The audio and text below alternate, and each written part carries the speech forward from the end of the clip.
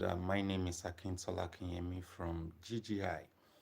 And today we are coming out with another nugget and, of course, another bunch of information to align us on the pathway to sustainability and, of course, ecological balance.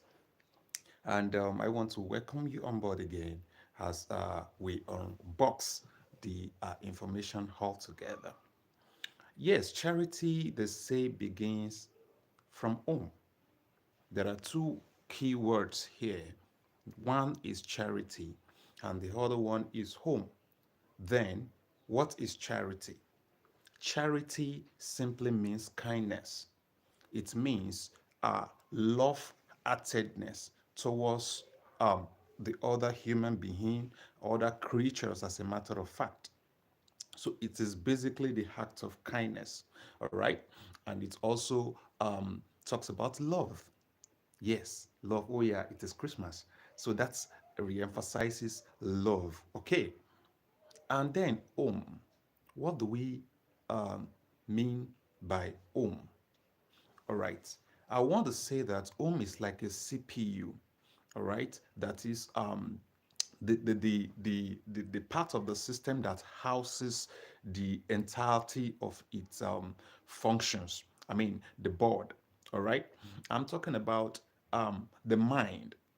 Okay, our mind can be like our home because that is from where everything comes, right? We also understand that our internal self, right, regulates,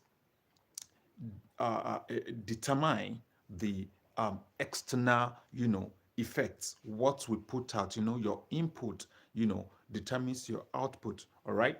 So basically, we can refer to home to different parts of our being, part of which is our mind, because that is where our thinking faculty comes. All right. So if in our mind we feel charity is a thing to do, then it means that such a person will continually, all right, produce a charity, live in charity, give charity. Okay.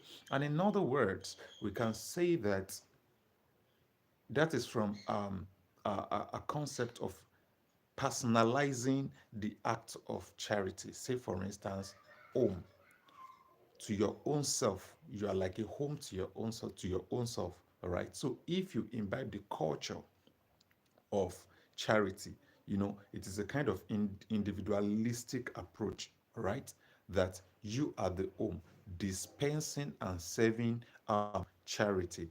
In other words, we can equally say that home is like our abode. Of course, the environment sustains and keeps all of us. So the environment, regardless of geographical location, is our home. Let's take, for instance, the way the aquatic habitat or the riparian area is abode to amphibians and, of course, aquatic lives. The same way it is to animals on dry land, which include, of course, human being. All right. So basically, we have the aquatic, we have the terrestrial. Okay. These are basically habitats. So habitats can equally be home.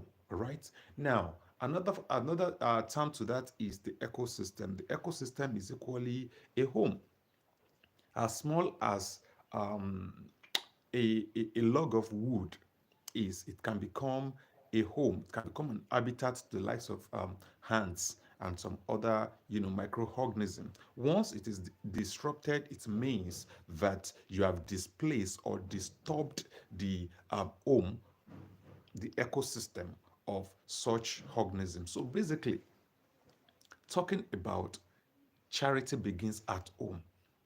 It is two Siamese, like two Siamese twin that should not be separated. We should first internalize the concept of charity. That is love for humanity, love for the ecosystem, love for everything that have life. Okay. And secondly, we got to see the environment as a home, all right, in which we need to show charity to. Now, where I am going this morning is basically about how we can build charity towards fellow human being and fellow, fellow creatures, of course, fellow creatures. Some in recent time, in fact, I want to say 2022, 2023, last year, the rate of uh, inhuman activities, especially among youth, is really, really alarming, which of course uh, um, extend to different aspects of our social lives. All right. I'm talking about, the issue of insecurity, all right, the issue of ritualism and other vices. And as I take a deep thought over all of those, I discover that it is about the issue of charity missing in our mind and, of course, in our home. We have already said home can be our ecosystem, it can be our even our own self, our own mind, our thinking faculty is like home, all right, where we find rest and solace, where we resort to, to brainstorm, think, and process information, all right. So I think for us to have a healthy society, we must first have a healthy mindset at home where we process information. All right. And we should understand that everything that is seen on the outside comes from here, it comes from within. All right. So it basically means that if this place is right, all right, the outside world will be right. So if we have culture, um, charity from here, we have internalized charity from here. We have individualized charity from within. It means that everybody will be able to produce charity. All right? Everybody will be charitable. Okay? And that will transform our society, it will translate to a peaceful society. And looking at the SDG that is wrapping up in the fast succession, yes, by 2020, the SDG is going to wrap up completely. And of course, the United Nations and concerned stakeholders will, of course, there has been sittings, meetings on what next to be done, just as it was done during the period of transition from MDG, that is Millennial Development Goals, to the SDG, which is the Sustainable Development Goals. And of course, the Sustainable Development Goals kick off 2021, right? I mean, year 2000, all right, all straight to year 2030. And we are going into the year 2025, which means we have less than 5 years to wrap up the SDG. And what is happening in the global world presently is the issue of climate change, is the issue of peace, crisis here and there. You see countries like Russia, having issues with other countries, and of course, several other issues happening there. And of course, we have economic issues also. We have insecurities in Nigeria and some other parts of the world too. So how do we now bring about, a mindset that, internalize charity, which is love, which is kindness, and of course, resonate that, dispense that to the outside world. As we have on the SDGs, of course, we have the SDG that addresses peace. In my opinion, I feel this thing is more of um, home based. Every person's, be it a bastard or legitimate sons and daughters, come from, should I say, family? Or let me say, two set of people, all right, which are male and female, which are supposed probably to be families. And if not families, one thing lead to the other, they come together, all right, and then produce a child. So, upbringing of such a child is important, that is from the home, from the family. And like I begin with, charity begins at home. So, meaning that if there is home, we should not have issues with crisis. If we have homes, bettered out of charity or cultured with charity, it basically means that the issue of crime should be minimal. All right. So, in other words, I'm saying that parenting is key to peace building. Parenting is key to societal peace. How do I mean? Gone are the days when, in families, in homes, we keep pets like rabbits, like chickens, and the likes. And in recent time, we have drifted. I don't want to say we are drifting. We have drifted from natural life, the natural state of living, to artificial lifestyle. Okay? To that kind of lifestyle that is not keenly beneficial, absolutely beneficial, mutually beneficial to us, others, and the ecosystem at large. Back in the days, decades ago, every home have a home garden. Every home keep animals, be it small ruminants, be it birds like chickens, ducks. But in recent time, there is a big decline from that culture.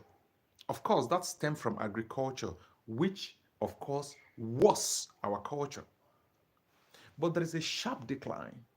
Okay, let me quickly, you know, bring a brighter insight into this. Um, I have some chickens.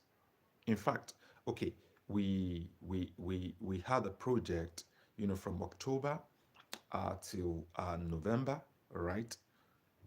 This year, in which we have given out over 15,000 chickens, with the support from our partner TPO Foundation. And in our last stock, I discovered about four chicks that have abnormalities. I believe that must have been, some error in sorting. But I did not discard them because they still have life in them. In fact, they were very, very lively. One appear to be having um, imbalanced shoulders, like, yeah, one. Then, like, two or three have issues with their legs. They can't stand on their legs. The legs are not, the toes are not, I can't say properly formed or properly positioned. Some are having, blood, filled in the legs. And I have understand that when other chickens spot blood on any of them, they peck such to death. In fact, they kill the such. So I separated them and I was watching. I was caring for them. Do you know that over time, in fact, from the onset, I was emotionally connected to these chicks. I was emotionally connected to the point that I gave them water differently, food differently, medication differently, and I was watching them. Sometimes when they feel confined in the box I kept them, each time they see me, they want to express, the characteristics of which is a Miss Niger D, right? Part of which is a movement. They want to move and stretch themselves. I bring them out.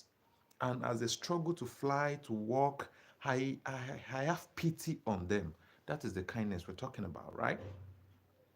And over time, I discovered that if we have children, raise pets, all right, raise plants, they will be emotionally connected to them. They will not want to see them being harmed, being hurt, or even die.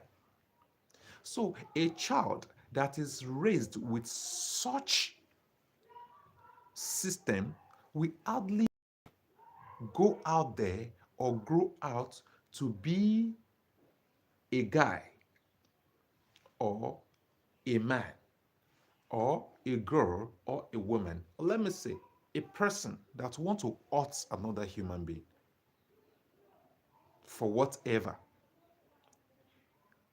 All right? You wouldn't want to steal other people's hard-earned money in the way, in the name of economic hardship of or being tech savvy or smartness. This Yahoo Yahoo, what have you? All right? While you would not want to equally hurt anybody in the name of ritualism because of money. You will not want to hurt anybody by kidnapping them, by joining banditry, simply because you are seeing what life means from your cradle, from young age to an adult age. You have been able to internalize the concept of charity, peace.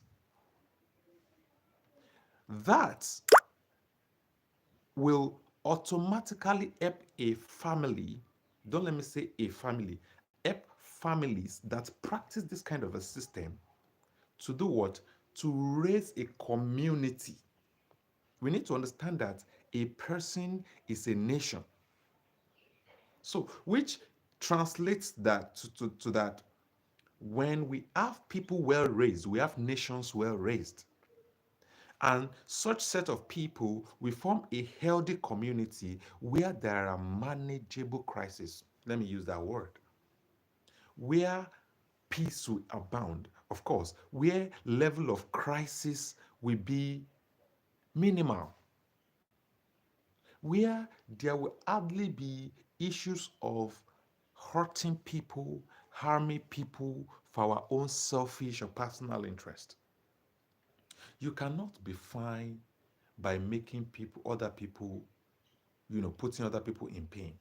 If you are raised with such mindset, you watch your own duck dying, and the remaining kobo or naira on you, you quickly run to a vet store to buy medication for such a dog a dog or a cat or whatever animal you keep.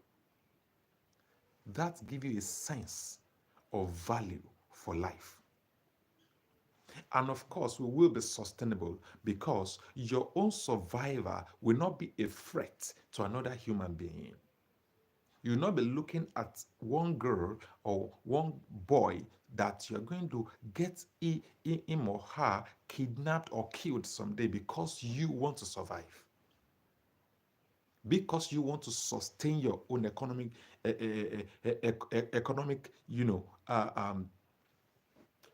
dependence or independence, or you want to be economically buoyant. So this is a nexus between sustainability and peace building. And I want to say that this is a more like a kind of a preamble of what we are planning to be dishing out in the coming year, where we're going to be treating each SDGs holistically and later bring it all back to know what is the linkage, what is the nexus between this certain SDG and this certain SDG to climate change, which is SDG 13. What is the connection, all right, between these SDGs and health? What is the connection between these SDGs and education? What are the connections between the SDG X, Y, Z to SDG 17, which is, of course, partnership for the entire goals. And of course, that will help you and I, and of course, the incoming generation to find their place, to identify the, the place of their relevance, where their interest and passion rises. Many people have, young people have interest in certain ways, but they are yet to even put it into alignment. Like, okay, where does this belong? Where best can this be aligned? Where best can this be, be channeled? Okay, where does this belong to? All right. So this will ultimately help the young ones and, of course, the adults, because knowledge is universal. Your knowledge is very, very vital. It will help everybody to build a stronger knowledge base from our mind. And of course, it will help us to build a sustainable society bettered in peace. So, once again, I want to say that stay abreast of our publications. And I want to also reach out to all our beneficiaries who are expecting our training on livestock, organic formulation of um, livestock medication and feed supplement. Yes. Why that has not come up is simply because it is festive period, and our friends and colleagues that are, to get this done for us are the likes of uh, vet doctors, all right, poultry farmers, with records, feed millers, all right, and it is business o'clock for them. Christmas and New Year. So everywhere is busy. All right. So, and we don't want to, you know, nobody will want to uh, leave what bring food to the desk, to the table of their families, all right, for another engagement, not even at this critical time and this, economic condition. So we want to plead with our audience that they should still remain calm with us as we have these solutions readily available, and we will be working on them and dishing it out to every one of them so that we can have a sustainable system of keeping our livestock, and of course, and ensuring that we stay safe by eating organically raised white meat. So thank you very much once again. I am Makintola Kemi from GGI. Have a blessed day. Cheers.